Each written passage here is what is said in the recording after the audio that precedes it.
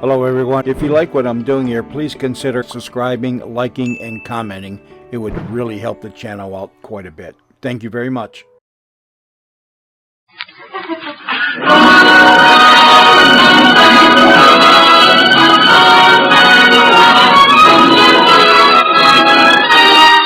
The National Broadcasting Company presents The Magnificent Montague, starring Monty Woolley.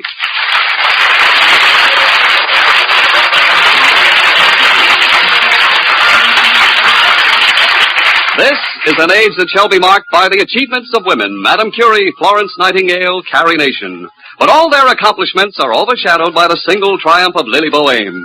She talked her husband, Edwin Montague, the magnificent Montague of the Shakespearean Theater, into going on radio as Uncle Goodhart, hero of an afternoon program. This not only broke his heart, but his 8-year record of unemployment. But today, Lily is beginning to wonder if it was such a good idea after all. It is the morning in the Montague apartment.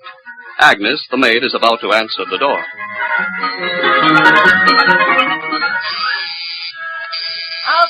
Okay. Yeah? Another crate for Uncle Goodhart. Oh, brother. Okay, waltz it in. Sign here. Okay. Some more trash from the grateful listeners. The joint's starting to look like a pawn shop. Agnes, would you please... What in heaven's name is that? Here's a letter come with it. From, Lilliput, Ohio. What's this? Dear Uncle Goodhart, enclosed, please find a 6-foot replica of our city hall at Lilliput, Ohio. It was built with 2,000 cakes of your sponsor's soap. A little something for Uncle to play with in his bathtub. Agnes, we've got to get rid of this. Here comes Uncle Hambo now. Just a cottage, small by E-I-O. Good morning, Lily. I feel quite gagged. What is that monstrosity? Agnes, have you been on another quiz program?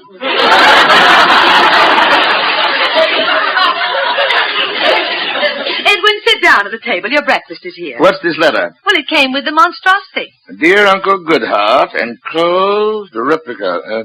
So that's what it is. It was built... Agnes, call up and have them take it away. Wait, listen to this. It's rather touching. Every family in Lilliput donated their year's supply of Shalimar soap in order to make this model possible. Really, Lily, the least we can do is to keep it in the living room for a while. Now, Edwin. Imagine they gave up their year's supply of soap for me. You know, I'd like to visit Lilliput sometime. Better wait till next year when they get some more soap. Nonsense. I'll bet it's a pretty little place. When the wind's right. My dear Agnes, you could easily be replaced by a cocker spaniel. Edwin, your breakfast. Now, you have to go to your broadcast. Agnes. Okay, I'll bring in the grub. The grub. Really, Lily, don't you think that after 25 years with us, Agnes might have discovered that this is a home and not a lumber camp? Here, do you want the newspaper? Just the radio section. Listen to this in the dramas news. Max Garland. Lily, must you mention that name? Me with an empty stomach. Oh, please listen. Max Garland today announced that his forthcoming production of Romeo and Juliet, starring Catherine Cornell and Laurence Olivier, has been temporarily postponed. Max Garland, putting on Romeo and Juliet with that juvenile vaudevillian Laurence Olivier. Oh, Shakespeare, what crimes are committed in thy name? Oh, now, Edwin, just because Larry Olivier did Hamlet for the movies. Hamlet for the movies? It's like playing Beethoven's Moonlight Sonata on a kazoo. Let me finish. Read on, Macduff. Mr. Olivier cannot leave England due to previous commitments. Previous commitments. He's obviously in jail for impersonating an actor. This is rich. Then it goes on. Read it. Nothing important. Read it. This is all very amusing. Go on. Theater-goers of yesteryear will remember Mr. Garland's great Shakespearean revival, starring the old-time favorite Edwin the Magnificent Montague. The old-time favorite. What am I, a horse car? A bicycle built for two? Is the man an old-time favorite at the age of 43? 43? 43, and the subject is closed.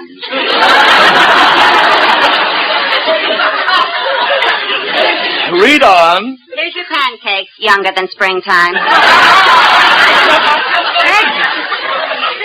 Lily, at our Thanksgiving dinner, when you brought that huge stuffed bird to the table, for one glorious, ecstatic moment, I thought it was Agnes. He's such a doll. Edwin, there's more in the article about the 15 years you and Max were associated. 15 years. For each and every minute of those 15 years, there's a gray hair in my beard. I don't want to hear any more about the theater. But, Edwin, you're going overboard on this Uncle Goodhart afternoon program. We don't go to any plays. Lily, please. I have a big day at the radio studio today. The boys came in with a very touching script. It seems a canary with a broken wing hops into Uncle Goodhart's little cottage. Everybody says, "Kill it, Uncle Goodhart. Put it out of its misery." But I cannot destroy any living thing. I make a little splint out of matchsticks. Bind up the little broken wing. Suddenly the canary's eyes open. It looks up at me and then it bursts into song. And the farmer took another load away.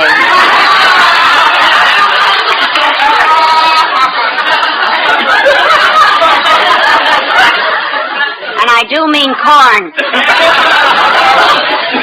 Lily, I was thinking about dear Agnes's Christmas present. Last year, for her room, we got her a chair. This Christmas, can't we have it electrified?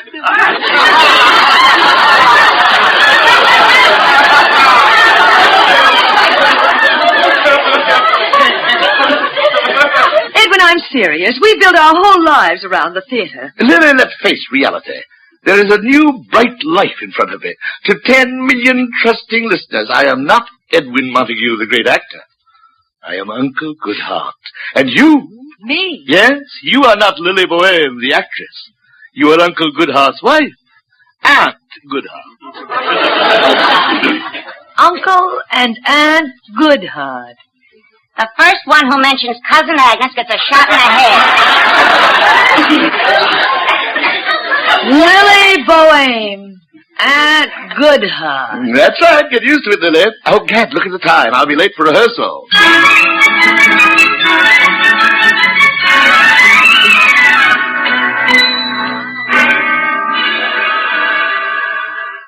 Lily Boheme is here to see you, Mr. Garland. Lily, send her right in, Miss Cooper. Lily, sweetheart. Max. Lily, how do you do it? You look wonderful. How's the monster? Edwin's fine. Max, you look so healthy. Very simple. No Montague, no ulcers. Oh, Lily, I'm serious. It was 8 years ago on a Thursday night when your husband and I had that final battle and we parted after 15 years. I remember that day, walking back to my office a broken, bitter man. And then it hit me. No more Montague. It was like the finale of Blossom Time. Suddenly birds were singing, bells began ringing, and everything was sunshine and light. No more Montague. Oh, now, Max, it wasn't that Lily, bad. it was a new world. I found out what people do at night. Do you know what people do at night, Lily? They sleep. They don't pace the floor all night wondering if Montague is going to show up opening night with his own additional dialogue for Hamlet's soliloquy. They sleep. Oh, come on, I Max. found out that a man does not live on bromo seltzer alone. For 15 years, I was on a liquid diet. Nothing but bromo seltzer. Do you know I haven't had one bromo seltzer since that Thursday night 8 years ago? No more Montague. It's a gateway to life.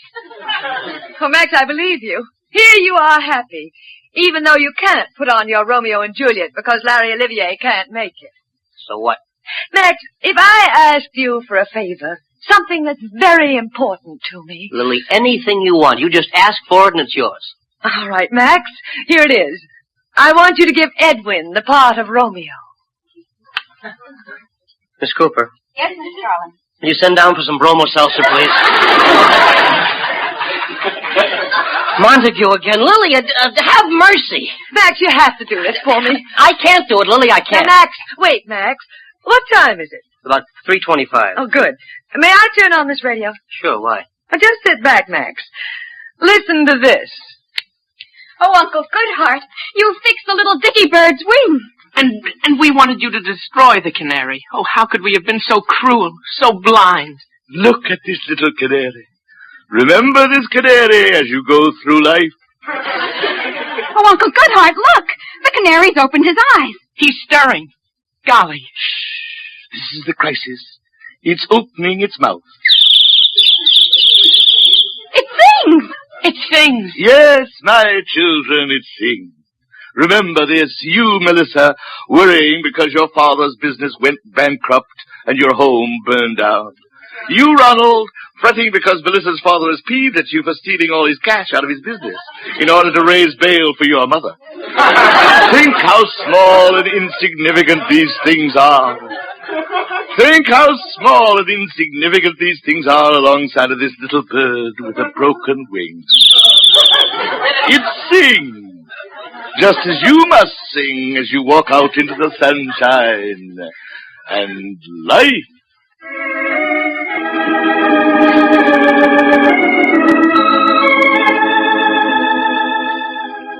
You have been listening to another episode of Uncle Goodhart, brought to you by Shalimar Soap. And now, before we leave you until tomorrow, here is Uncle Goodhart and his thought for the day. When you see a friend in trouble in the cold without a coat, facing snow and sleet and blizzard, won't you drop a little note?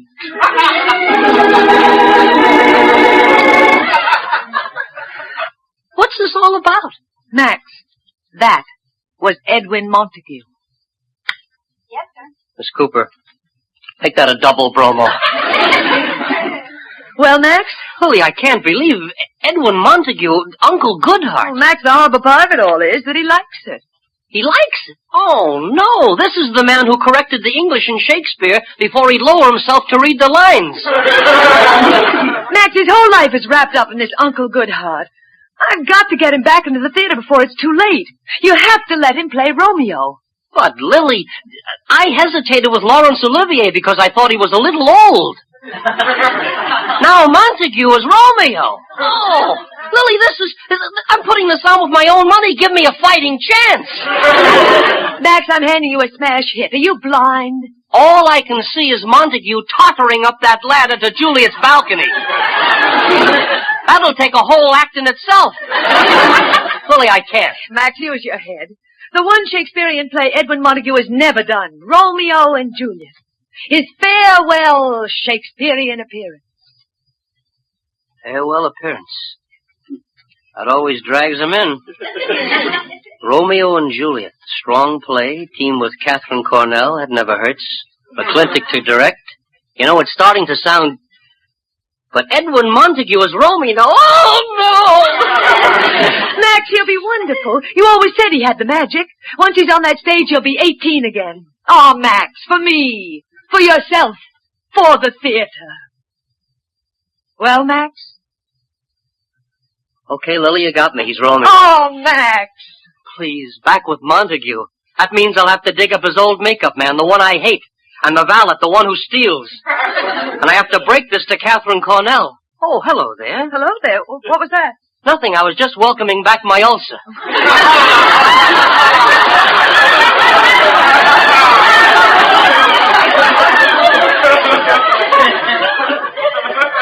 Montague is Romeo.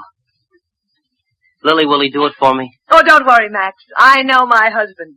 There's only one sure way to get Montague to take a part. Tell him he can't have it.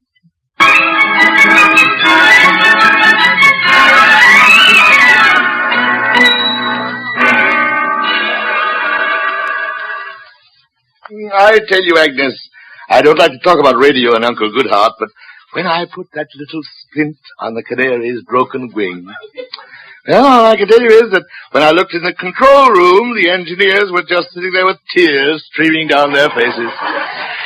It's silly, but I myself choked up. Here's your tea. I better dunk the tea bag for you. You're shattered.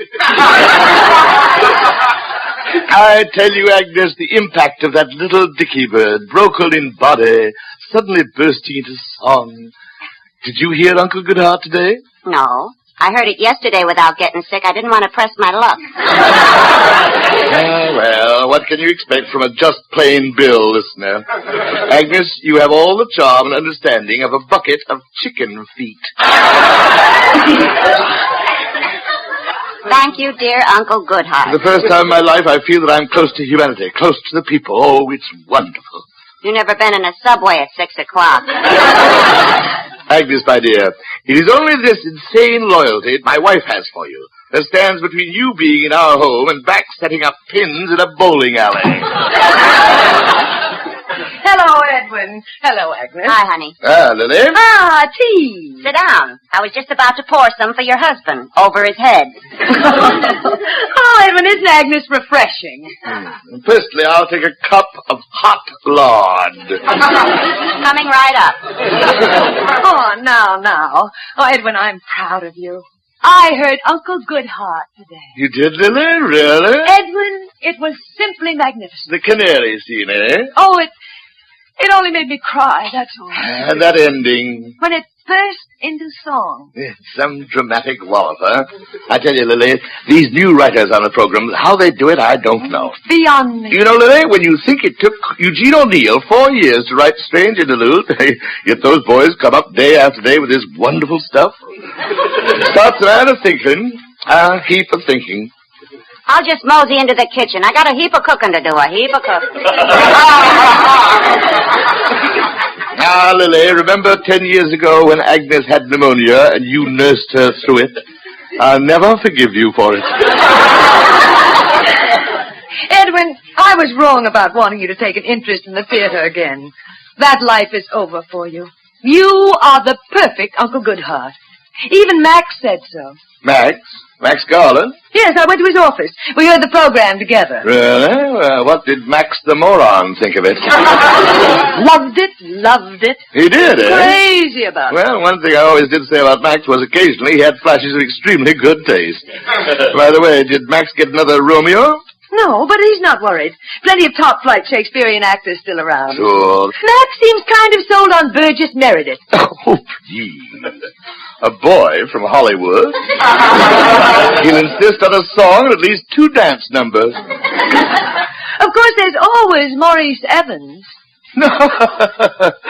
And who else? Well, naturally, your name, Edwin Montague, came up, but Max and I laughed. You did? We mentioned Dwayne Denton. Stock actor.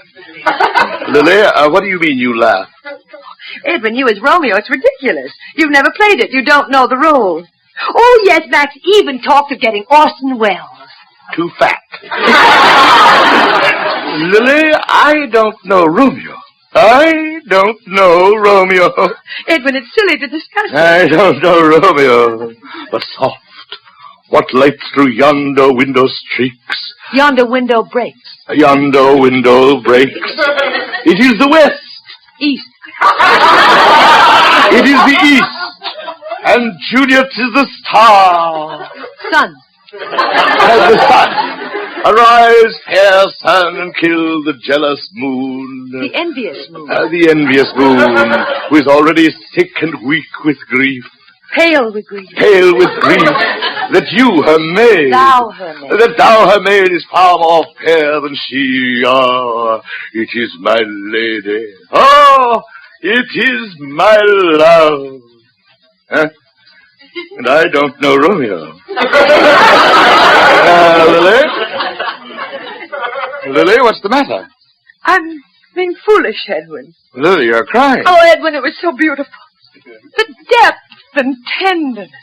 You seem surprised. What did you expect? Brain? Well, it's just that it's been so long since I heard anything like that. I guess I just forgot what a truly great actor you are, isn't he, Agnes? He's a great actor. You ain't doing so bad yourself. Edwin, when you recited those lines just now, I suddenly saw you bathed in an amber spotlight. I got that wonderful chill I used to get watching you from the wings doing Brutus in Julius Caesar. Friends, Romans, lend me your ears. You're Hamlet. The soul. The soul's the thing. Oh, why torture myself with these foolish hopes that Edwin Montague will ever present to the theater the one Shakespearean play he's never done, Romeo and Juliet. Edwin Montague and Romeo and Juliet. You know, Lily, maybe, No, Edwin. You have your Uncle Goodhart. It's better, as Max puts it. And how does Max put it? Well, he said the magnificent Montague is like a great thoroughbred. He's run his race. I've run my race. And now, with his glorious victories behind him, he's earned his right to be put out in the pasture of radio to graze. Put out to graze. Why, that stupid, insignificant, wretched little man. Edwin! So he thinks I'm through, eh? Max, didn't He thinks I can't play Romeo, eh? Edwin, I'll give him a Romeo. I'll give him a Romeo that will send Evans, Olivier, Gilbert, and the rest of those frauds scurrying back to their little dramatic schools. You can't. What about your Uncle Goodhart program? Oh, that illiterate, drooling poppycock. I'll toss it off in the afternoon. But at night, Lily, Kit Cornell and I will give them a Romeo and Juliet that will make the theater ring with glory once again. Oh, Edwin, I can't wait for that curtain. What a performance it'll be, won't it, Agnes? Honey, there's only one performance I don't want to miss. The magnificent Montague trying to get into the tights he wore 8 years ago.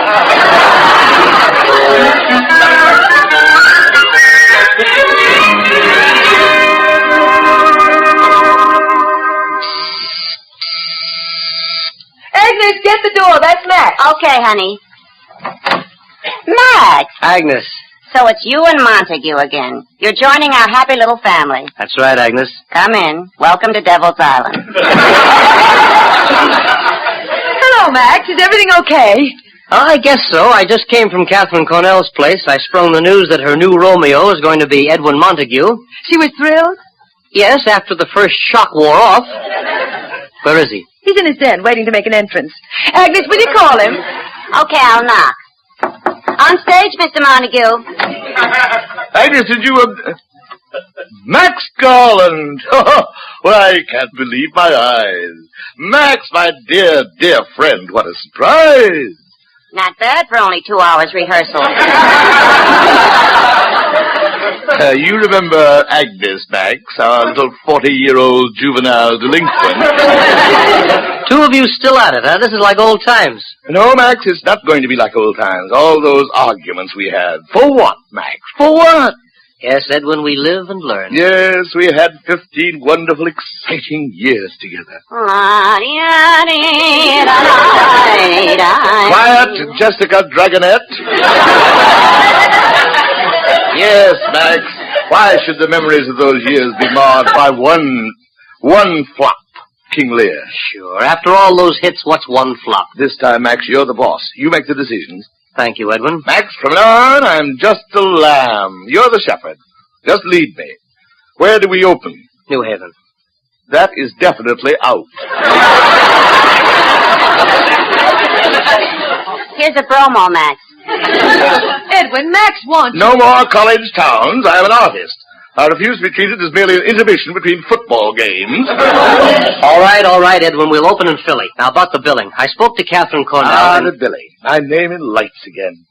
Oh, how it was. Edwin Montague in Hamlet with Lily Boheme.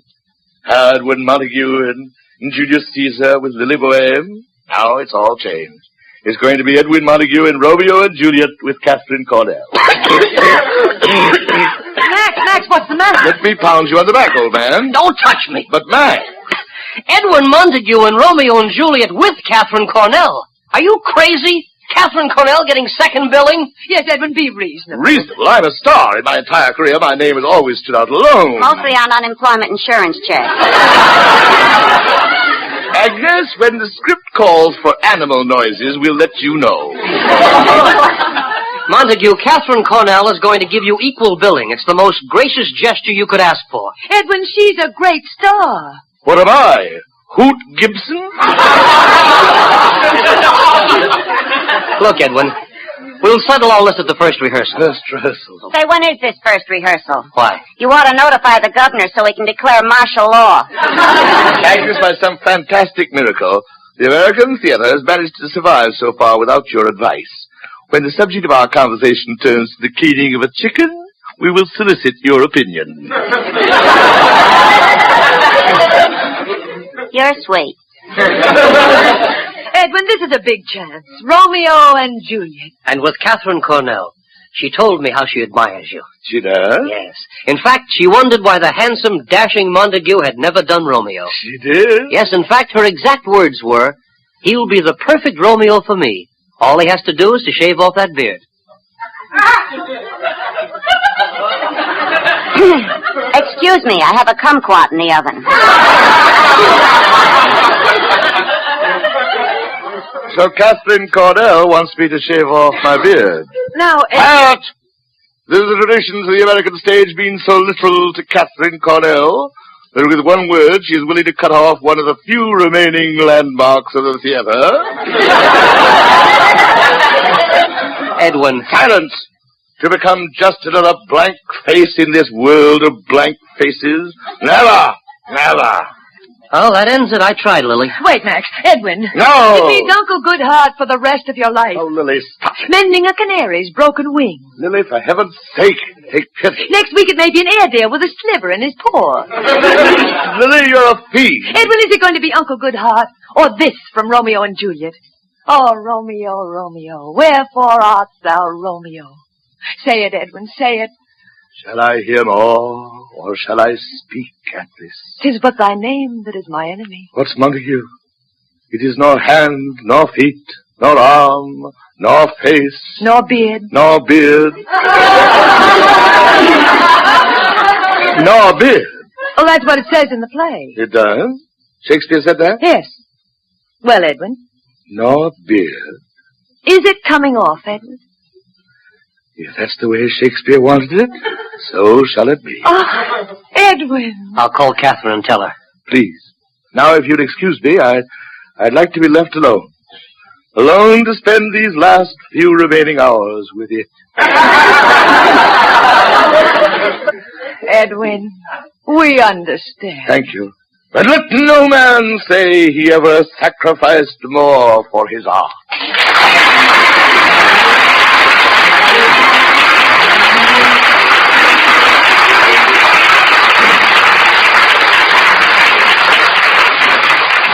Is the magnificent beard coming off of the magnificent Montague? Join us again next Friday at the same time and find out what happens to the magnificent Montague, starring Monty Woolley, directed by Nat Hiken and written by Nat Hiken and Billy Friedberg. Ann Seymour was Lily Boehm, Kurt Kelton was Agnes. Included in tonight's cast were Anita Anton, Bob Hastings, John Griggs, and Bob Sweeney. Jack Ward at the organ, your announcer Don Pardo.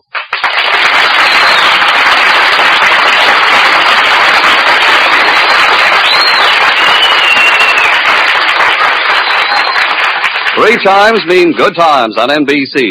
There's fun and laughs next when Ed Gardner stars as Archie the manager in Duffy's Tavern. Duffy won't be there as usual, but Archie and his remarkable friends are all on hand to provide customers with their own whimsical brand of humor. There's no cover charge at Duffy's Tavern. Just leave your dial right here on NBC. And for top listening this Sunday, NBC brings you another broadcast of The Big Show.